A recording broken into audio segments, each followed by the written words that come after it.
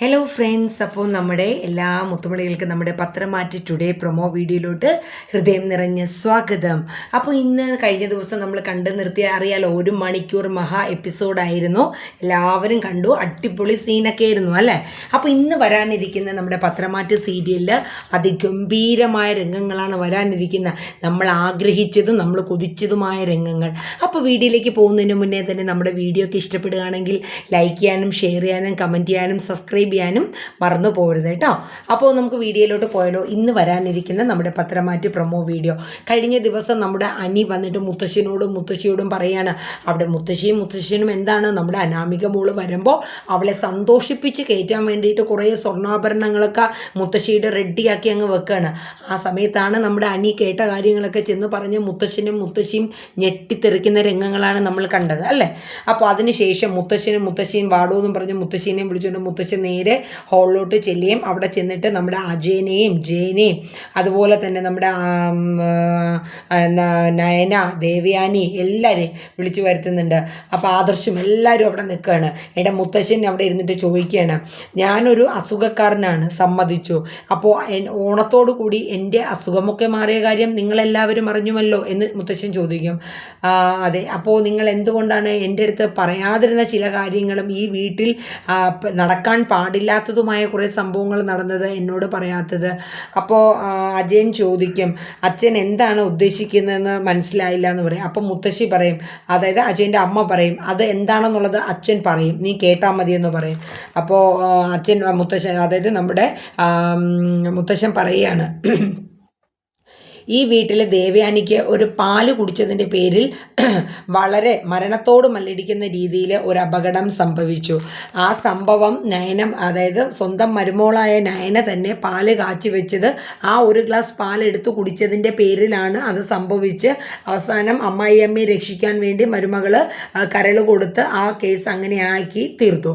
പക്ഷേ ഈ കേസ് പിന്നീട് കുത്തിപ്പൊക്കി അതൊരു കേസാക്കി ഞാൻ കൊണ്ടുപോകാത്തത് എന്തുകൊണ്ടെന്ന് വെച്ചാൽ ഈ കുടുംബത്തും മറ്റുള്ളവരുടെ ഇടയിലും ഒരു വഴക്കും അല്ലെങ്കിൽ കേസ് സംബന്ധമായ ഒരു ബുദ്ധിമുട്ട് വരണ്ട എന്ന് കരുതിയിട്ടാണ് അതിനെക്കുറിച്ച് പിന്നൊരു ചർച്ച വരുത്താത്തത്. എനിക്കതിൻ്റെ സത്യാവസ്ഥകൾ അറിയണം എന്നിങ്ങനെ മുത്തശ്ശൻ പറയുകയാണ്. ഇതിൻ്റെ സത്യാവസ്ഥ എന്താണ് എന്നുള്ളത് എനിക്ക് അറിഞ്ഞേ പറ്റൂ എന്ന് മുത്തശ്ശൻ പറയുന്നുണ്ട്.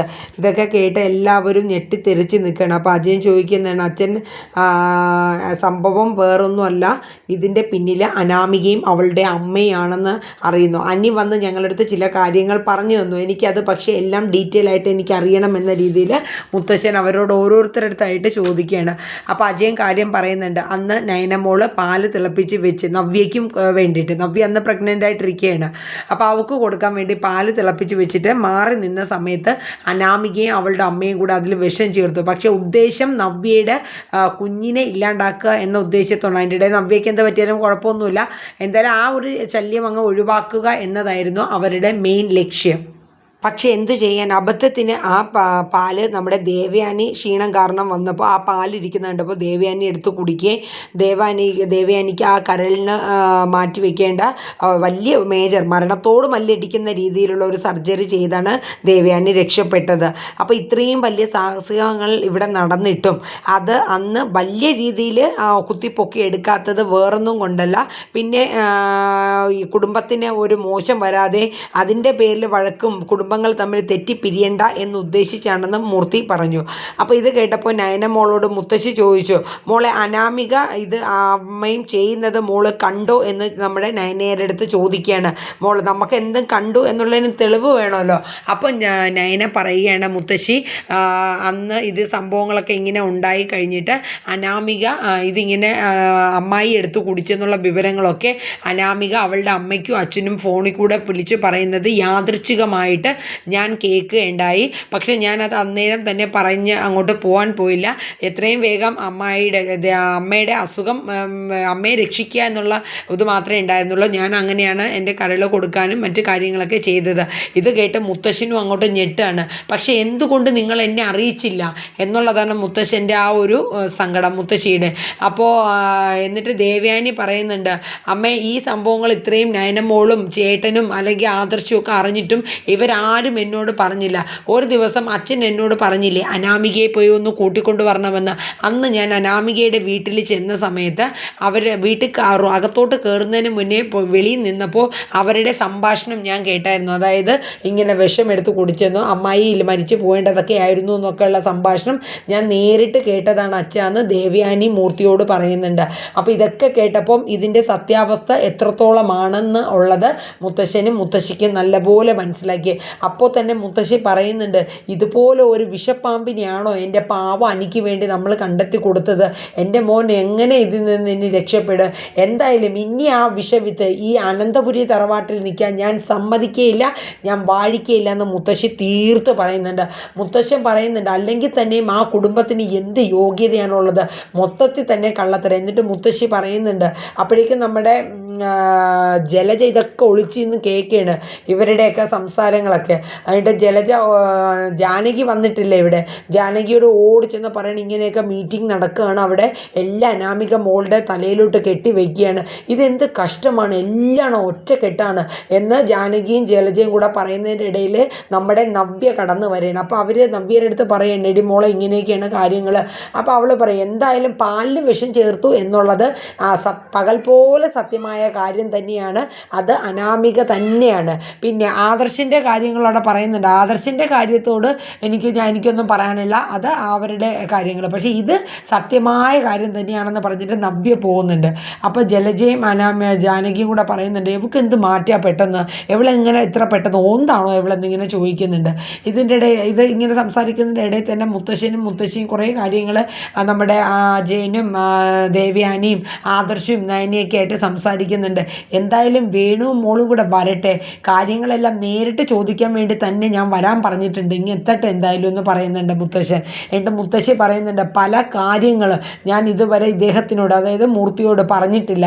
അനാമികയുടെ പല പ്രവൃത്തികൾ, വീട്ടിൽ കാണിക്കുന്ന രീതികളും അതുപോലെ കണ്ട ചെറുക്കന്മാരെ കൂടെ കറങ്ങി നടക്കുന്നത്, ഇതൊന്നും ഞാൻ അദ്ദേഹത്തിനെ അറിയിച്ചിട്ടില്ല. ഒന്നാമത്തെ കാര്യം, അദ്ദേഹത്തിന് അന്ന് പാടില്ലായിരുന്നു. അപ്പോൾ നമ്മളും പറയണ്ട എന്നുള്ളൊരു രീതിയിൽ നിന്ന് മനസ്സിനെ വിഷമിപ്പിക്കേണ്ട എന്നുള്ള കാര്യങ്ങളൊക്കെ ഞാൻ ഓർത്താണ് ഞാൻ പറയാതിരുന്നതെന്ന് പറയുന്നുണ്ട്. എന്നിട്ട് മൂർത്തി പറയുന്നുണ്ട്, എന്തായാലും ഇത്രയും നാൾ നമ്മൾ സഹിച്ചു, ഇനി ഈ വിഷപ്പാമ്പിനെ നമ്മളെ കുടുംബത്തിൽ വെക്കാൻ പറ്റില്ല. അപ്പോൾ ആദർശം നമ്മുടെ അജയനൊക്കെ പറയുന്നുണ്ട്, അച്ഛാ പറയാണ്ടിരുന്നതിൻ്റെ കാര്യം വേറൊന്നും കൊണ്ടല്ല, കാര്യം എന്ന് വെച്ചാൽ അനാമിക നമ്മുടെ കുടുംബം മൊത്തം മനസ്സിലാക്കിയവളാണ്. അപ്പോൾ അവളെ നമ്മൾ ഇവിടെ നിന്ന് പറഞ്ഞു വിട്ട് കഴിഞ്ഞാൽ പുറത്തിറങ്ങിയാൽ ഇവൾ ഏത് രീതിയിൽ നമ്മുടെ അനന്തപുരി കുടുംബത്തെ ബാധിക്കുന്ന രീതിയിൽ എന്തൊക്കെ ഗോസിപ്പുകൾ ഇറക്കും എന്നുള്ളതിനെക്കുറിച്ച് ഭയം നമുക്കുണ്ടായിരുന്നു. അത് മാത്രവുമല്ല, നമ്മുടെ ചന്തമോളുടെ ജീവിതത്തെ ബാധിക്കുന്ന രീതിയിലുള്ള പല പ്രശ്നങ്ങളും ഇവൾ വരുത്തി തീർക്കും എന്നുള്ളതും കൂടെയാണ് നമ്മുടെ ദേവയാനിയും ആദർശും നയനയൊക്കെ പറഞ്ഞത്.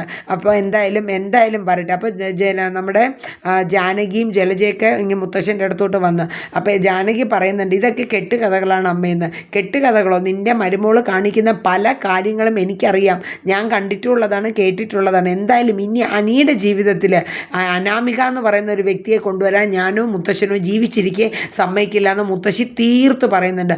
ഇവർ പറഞ്ഞുകൊണ്ടിരിക്കുന്ന സമയത്ത് തന്നെയാണ് നമ്മുടെ താരങ്ങൾ വരുന്നു. നമ്മുടെ അനാമികയും വേണുവും അമ്മയും ഒക്കെ കാറിൽ വന്നങ്ങ് ഇറങ്ങുന്ന രംഗങ്ങളാണ്.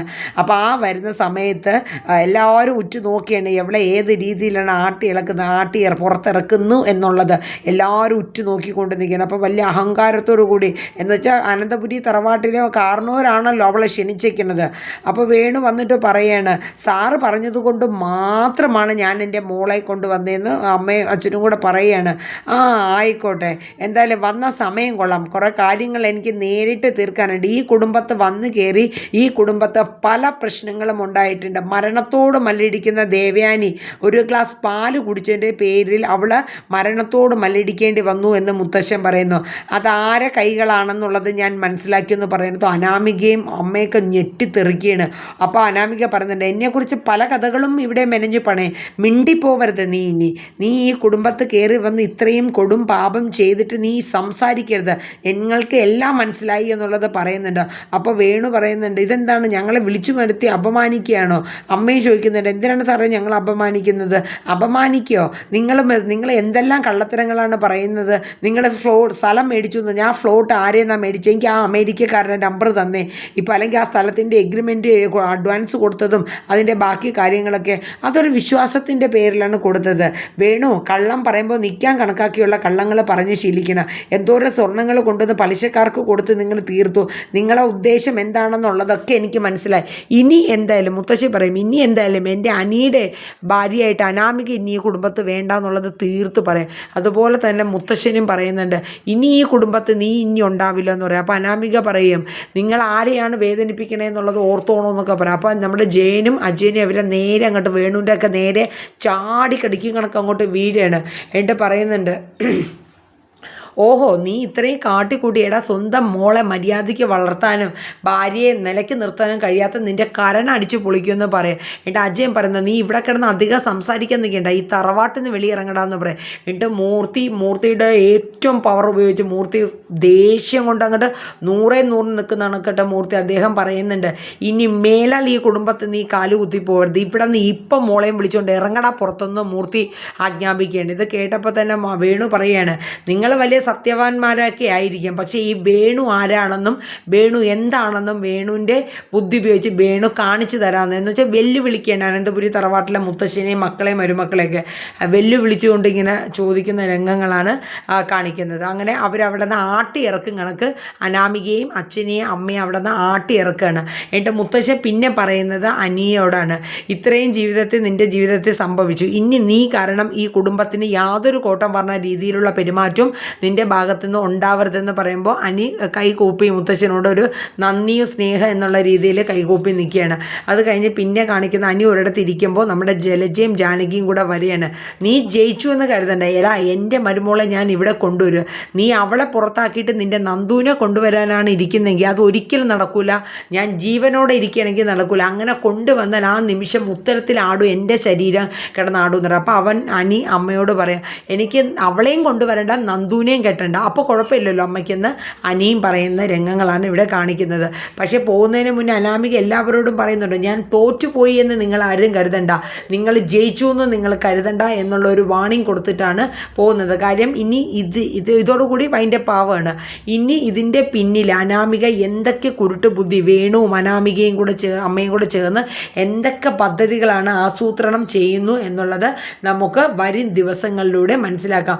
നമ്മൾ കാത്തിരുന്ന ആ അനാമികയുടെ അത്രയും ക്രൂരത കള്ളത്തരങ്ങൾ പൊളിഞ്ഞ ഒരു എപ്പിസോഡാണ് ഇന്നത്തെ എപ്പിസോഡ്. അപ്പോൾ എല്ലാവരും ഈ പ്രൊമോ വീഡിയോ കാണുക, സപ്പോർട്ട് ചെയ്യുക. Thank you, bye bye.